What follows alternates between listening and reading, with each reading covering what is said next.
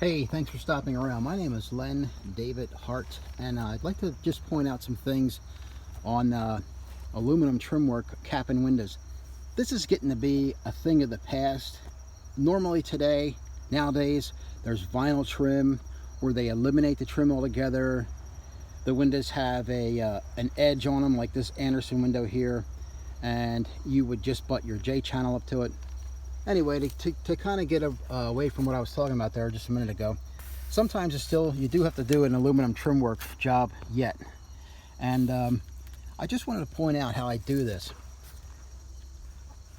I learned a long time ago, you make these pieces float. You're not making a skin, you're making a covering for it. So on these, I put the sides on first. And then I put this sill on. Of course, this sill, it has a little bit of an angle to drain the water, and then it has a little bit of an angle up, so it makes a drip edge on the front of the sill. But the way to do this, how I do it, I'm not saying it's how you have to do it or whatever, is see this mark here, this coincides with this mark right here. So even if this trim is wider than my wood, which sometimes it is, I make this first fold or the last fold even with this inside miter here. And of course this gets folded under first, this second, and then this last. And then after all is said and done, I slip this right in. This piece is already on, I slip this right in. And this in the back, this wood in the back is notched out and it's back caulked. So I slide this into caulking. So it's a pretty good deal. It's not going to really go nowhere. All right, I just wanted to add that on. This particular window it's an Andersen and it has a utility trim.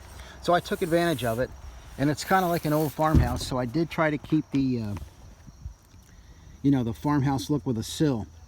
On these sills, at this I had to add this wooden sill. I cut a 12 degree or a 13 degree piece on the wood here. This was a 5/4 piece of wood.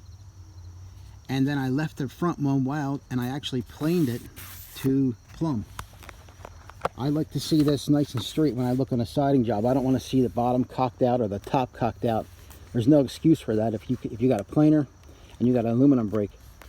I did have to add a piece of Lawan under here to build up to this gap, because the 5/4 butted to the bottom of the window, and it left me a 1/4 inch short. So I did add a piece of Lawan under here, which shot me right into there.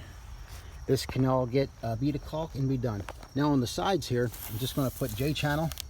Underneath this siding underlayment is Tyvek. So all my waterproofing is done.